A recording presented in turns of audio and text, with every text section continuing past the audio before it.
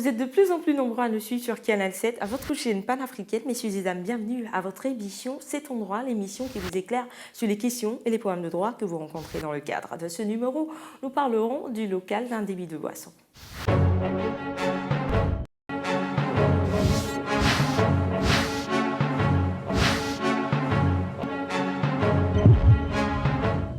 Vous êtes confortablement assis, c'est parfait.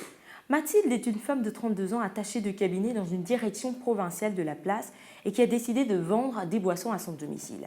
Depuis 2 mois, sa cour est transformée en un bar dès 18 h où les gens de son quartier viennent se rafraîchir. Eleanor, la cousine de Mathilde, qui vit à Libreville, la capitale gabonaise, est allée en province passer 2 semaines avec sa sœur. Arrivée sur les lieux, elle constate que sa cousine Mathilde transforme son domicile en bar lorsqu'il est 18 h.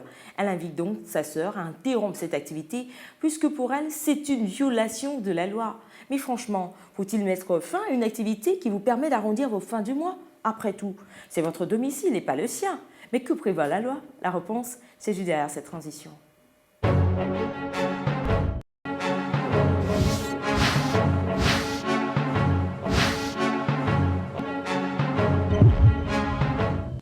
De retour pour la suite de votre émission C'est en droit.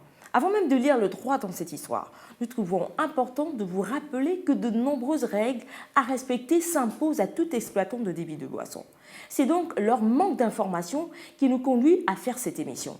Sachez que l'article 13 du décret numéro 0408-PR-MIS-PID, entendé par le ministère de l'Intérieur, de la Sécurité publique, de l'Immigration et de la Décentralisation, fixant les conditions d'ouverture et d'exploitation des débits de boissons en République gabonaise dispose que le local de tout débit de boisson doit, premièrement, être parfaitement distinct du domicile privé.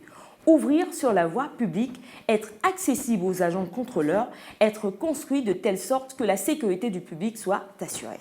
À la lecture de cet article, Eleanor a donc fait une remarque pertinente à sa cousine Mathilde qui s'expose à de nombreuses sanctions puisqu'elle viole des dispositions légales se rapportant à ce secteur d'activité.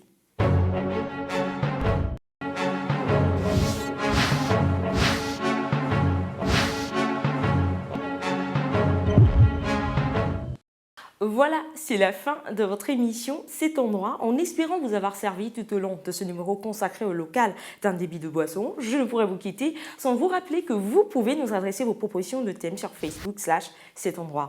Bonne suite des programmes sur Canal 7 à votre chaîne panafricaine.